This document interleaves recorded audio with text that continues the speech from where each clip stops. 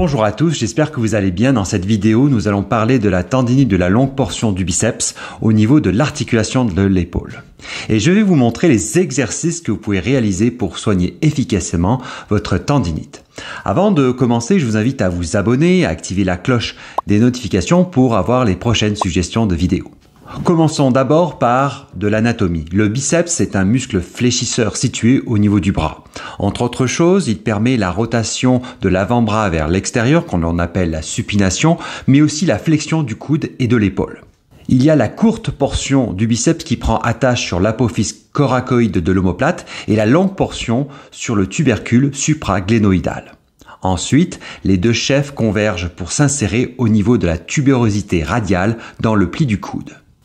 La tendinite de la longue portion du biceps se caractérise par l'irritation du tendon, une posture déficiente, une pauvre biomécanique de l'épaule, un manque de contrôle musculaire ou encore un traumatisme, une chute, une levée de poids excessive, une surutilisation du biceps, un mouvement soudain de l'épaule. Tout ça peuvent être la cause de cette tendinite. De manière générale, la tendinite de la longue portion du biceps se manifeste par une douleur lors de la mobilisation du biceps qui se calme au repos. D'autres signes et symptômes peuvent être aussi présents, notamment une douleur ressentie au niveau de la face antérieure de l'épaule. Il est possible que la douleur soit présente seulement dans les angles où le tendon est mis en stress, une douleur à la palpation du tendon dans la coulisse bicipitale, une faiblesse de l'épaule, une diminution de l'amplitude de mouvement de l'épaule et un test de speed positif ou encore appelé palm-up test.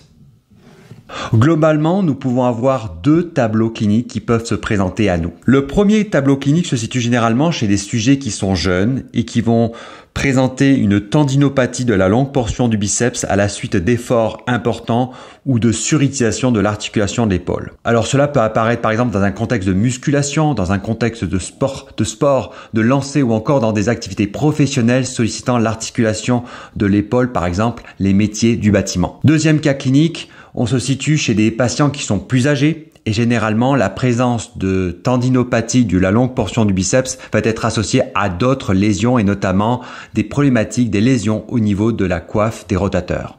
D'ailleurs, il semble qu'il y ait un lien entre la tendinite de la longue portion du biceps et rupture de la coiffe des rotateurs. Je vais vous montrer un programme spécifique pour remettre en contrainte le système tendineux et ainsi permettre une bonne cicatrisation et de soigner tout simplement cette tendinopathie.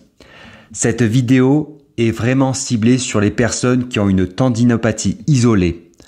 Alors, qu'est-ce qu'on fait en termes de programme lorsque l'on a une tendinopathie isolée, la longue portion du biceps? Comme je vous l'ai dit précédemment, le but c'est de remettre en cohérence le système tendineux pour l'aider du mieux possible à cicatriser. On va utiliser un protocole de renforcement musculaire qui est issu du protocole de Stanish. Alors, on peut commencer le programme par un massage de la région du biceps. Vous pouvez prendre une huile neutre ou un baume actif et vous allez commencer par des manœuvres d'effleurage.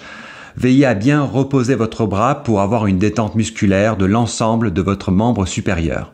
Donc vous pouvez commencer par des manœuvres assez superficielles au niveau de la région de l'épaule et du bras pendant 1 à 2 minutes. Ensuite, je vous propose tout simplement de tendre votre bras et d'effectuer une extension du poignet comme je le montre à l'instant. De cette manière, vous allez étirer le biceps. Si vous voulez accentuer l'étirement, levez-vous, prenez appui contre un mur pour accentuer, comme je le montre à l'image, l'étirement.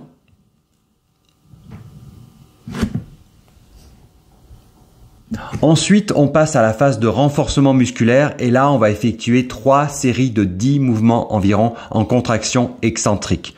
Je vous conseille de le réaliser avec l'élastique puisque ce dispositif permet vraiment de renforcer efficacement le biceps en excentrique. Pour ce faire, allez accrocher votre élastique sur un point fixe, vous allez vous écarter avec une certaine tension, puis vous allez retenir progressivement l'extension de votre bras. De cette façon, le biceps travaille en contraction excentrique.